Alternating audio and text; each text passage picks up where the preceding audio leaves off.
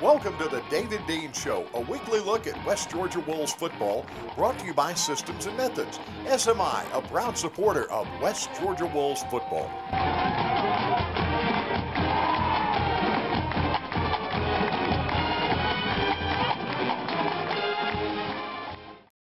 Seven men on the line of scrimmage will ride with Devontae and fake it and throw it. Got a man wide open, caught. 30, 20, LePerion takes it to that large dwelling in the end zone, to the house. And hello again, everybody, with Head Coach David Dean. Mitch Gray welcoming you to the Coach David Dean Show. 10 weeks in the books, 10 on the win column for the West Georgia Wolves. Only the second time in school history we've been sitting at 10-0 in a Division II football season. And, Coach, Delta State brought everything they had. They threw everything at us. And we didn't really buckle the whole time. In fact, we got better and better. Well, we did. It was a slugfest. Defensively, they played an outstanding football game, had a very good game plan, and had us confused a little bit up front. We made some great adjustments, I think, at the halftime, and were able to get some big plays on them. And that's something that this team has done all year long. But I was really proud of the way our guys hung in there. We were down 17-12 going in at the halftime. I felt like we left some points out on the field in the first half. And the way that we responded in the second half, especially defensively, shutting them out, keeping them out of the end zone and not having any field goal attempts, was huge in that ball game. And my hat's off to our defense and the defensive staff once again. Well, Coach, the defense only gave them 100 yards in the half. They didn't really threaten the whole time, and it set the table for our offense enough to get it going. Well, it did. We had the big play. The first play of the second half, we hit the long pass to LePerion Perry for the touchdown, and then we get the ball back after that, and that's when Vaught broke about a 60-yard run. Unfortunately, we only got a field goal out of that, but we started maintaining drives at that time and kept our defense off the field, and that ended up being very critical in that ball game because their offense was playing very well.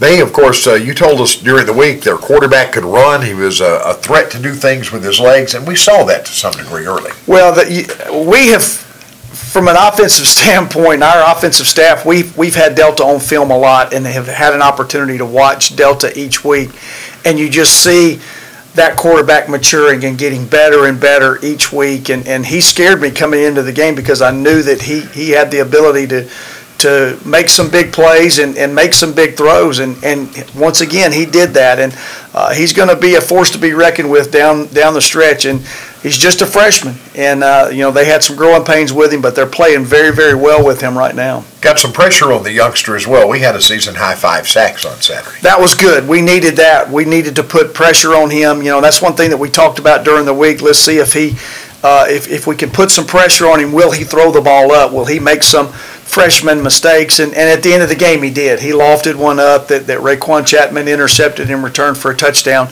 But we put constant pressure on him, and that was, again, another big key to why our defense played so well in the second half. You had that play, you had the Tyler Jack interception, and also a big fourth down stop. I think it was Montrell who made a big tackle on a 4th and 1. He did. That was a 4th and short, and he came in and made a great play. Tyler Jacks was a huge play in the game, but unfortunately we lose our control on the sideline. We had a player come out onto the field right after that to celebrate, and we got hit with a 15-yard penalty. So instead of having the ball immediately in field goal range at the 25-yard line, we're starting at the 40, and unfortunately we got nothing out of it. We got no first down and ended up having to punt, and that was disappointing to me. We gotta control ourselves better. It was an emotional game, and it was a big play in the game, but we got to wait and do our celebrations on the sideline. Let's talk about some of the offensive guys with big games. We'll start you with Willie. He was Conference Offensive Player of the Week.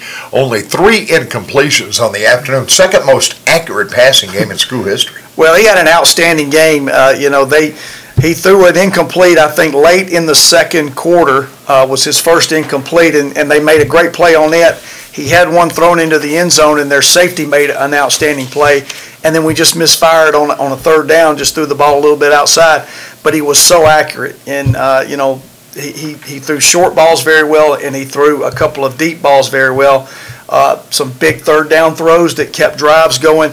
Played an outstanding football game. Unfortunately, we just had too many yards negative with some sacks, and you take those away. And I think that from an offensive standpoint, we played really, really well. But again, that's a credit to Delta State's defense. They had a lot of tackles for a loss in that ball game, but we were able to overcome them. It seemed like for about 3 or 4 series in a row, we were 2nd down and 14, and those are hard to overcome, especially against a very good defense like Delta has. Also, Coach, we had the conference freshman of the week, LaPerrion Perry. Moves position, starts at wideout, first time in his career. Moves in, and first time he'd ever returned a punt for us, and did a great job there, plus kickoff threat. Not a bad day for the little guy from LaGrange. Well, you always talk about when guys in front of you go down, how are you going to respond when it's your time? And we did. We moved LaPerrion to our Z position. He had been playing on the other side at our H position, so it was a new position for him, and he played outstanding. He was in here watching a lot of film, spending a lot of time with Coach Anderson, going through things that he needed to know and understand about the game, and just being a great student of the game. But having that many all-purpose yards and that many yards receiving for the first time playing that position was an outstanding day. And there's no question he was the big play guy for us, and made a couple of third down catches that kind of are undershadowed by the 2 long touchdown passes, but he played an outstanding football game. Devontae Jackson, it seems like you almost easy to overlook because you're so used to him doing great things. Most unique 100-yard rushing game I think I've ever seen, 14th in his career, most ever here.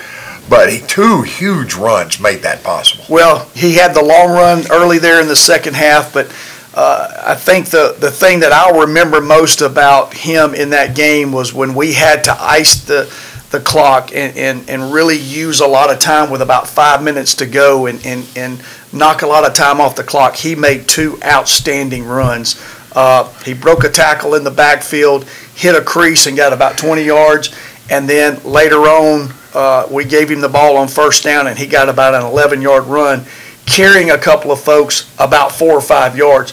Those 2 runs were the difference in the ball game late because we were able to run off another 2 minutes off the clock before we turned the ball back over to Delta.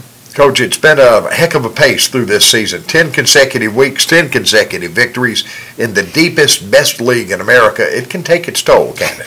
Well, and it has. We've got, we had 3 wide receivers out in this past ball game, and KJ Palmer, who was an outstanding player for us as well, was not 100%. He did play in the ball game, but you could tell he wasn't full speed. I'm not sure we're going to get those 3 receivers back this week, and you would really like to have them going into a game of this type magnitude. We may have lost 2 of our offensive linemen, possibly 3. We had a couple of defensive players go out in the game, so we're really, really banged up. And I don't think we're going to go down to Valdosta with our full bullets, and that's not an excuse. You go back and you look at what LaPerrion Perry did in that game with guys out. That's what we have to have. We have to have those guys behind the guys that are injured. We have to have them step up, play very well, and that's why we try to build the depth that we do. So when situations like this happen, those guys are ready to come up and play. Use the phrase "go down to Valdosta." We almost forgot. Right. The Blazers this week. It's a conference championship. Every year is big here. Coach, you've coached this the 32nd one of these things you've been a part of. Yeah. And there's bragging rights. There's the basket. This year there's a conference championship. There's a likely top seed. I don't know if I've ever seen the stakes higher than this in a regular season game between these 2 universities. I don't think there is. The last time I remember, unfortunately, I was on the other side of the ball, or the other side of the field in 2000. West Georgia was undefeated. We had lost 1 game at Valdosta State to Delta State, and it was basically for a conference championship. And we play. That was when we were playing over at Grisham Stadium, and that was an electrifying night. It was a big night, and that was a great atmosphere, and I think this is going to be the same thing. That game has the same type feel. This one has just a little bit more at stake. Now we have the Peach Basket that we play for. Back then we didn't, but it also is for number 1 in the region. I think the winner of this is going to be number 1, and the loser is probably going to be number 2. But it's also the conference championship. It's an opportunity to have a bye week. There's just so much at stake in this ball game. When you get into college football, this is what you want to do. This is what you want to play for, having an opportunity on the last game of the season to play another team that's undefeated for a conference championship. And fortunately for us, we got that opportunity. Valdosta State leads the league in almost every offensive category. We lead the league in almost every defensive category. And I'm just odd enough to think this may be decided what we do when we have the ball and we able to have the kind of success we need to have. That's going to be a big key. Well, it is going to be a big key. Is we can't turn the ball over. They're very opportunistic on defense. They have a lot of interceptions that are returned for touchdowns. They're always around the ball when it squirts loose. They've feasted on turnovers throughout the season. But it's also going to come down to special teams. They've got an outstanding kicker, and our kicker has gotten better and better as the year goes on. We got to play great field position and not let them get big returns. They got great returners. We got great returners. It's going to come down to a situation of don't hurt yourself. Don't turn the ball over. Don't have stupid penalties. Maintain drives. Score in the red zone. And we got to keep them from having big plays. They have made a living all year long on long passes, long runs, big plays over and over and over. And we've got to eliminate that from the defensive side of the ball. And that's not just the passing game. You always think air when you think Valdosta.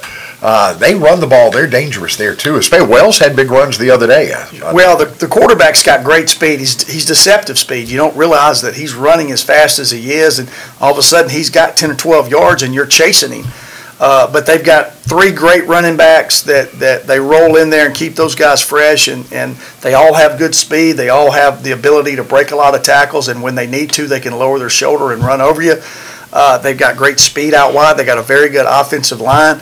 Last week when they played West Florida, I think they rushed for almost 400 yards against West Florida. So it's not only a throwing team. They can line up and run the ball at you, and they proved that last week down in Pensacola. It's got a chance to be a fun atmosphere as well. We're taking a bunch of folks, they're going to be very excited. I'm glad this game's back at the end of the season. Well, I am too. It's a rivalry that has lasted for a long time because we both started football about the same time. And it seems like it's always a game that is going to decide the Gulf South Conference or put somebody in position to win the Gulf South Conference. It seems like it always has playoff implications. And this year it just means a little bit more because we're both undefeated. We're both in the top 5 in the country and so much at stake. Like I said, this is what you live for when you get into college football. You want to play these type games. And hopefully both teams are going to be ready. Hopefully both teams are going to play good football, and it's going to be not a sloppy football game, but a very good, well-played football game that the best team just comes out with a victor. Should be a fun night down in Valdosta. It will be. 7 o'clock kickoff on Saturday evening.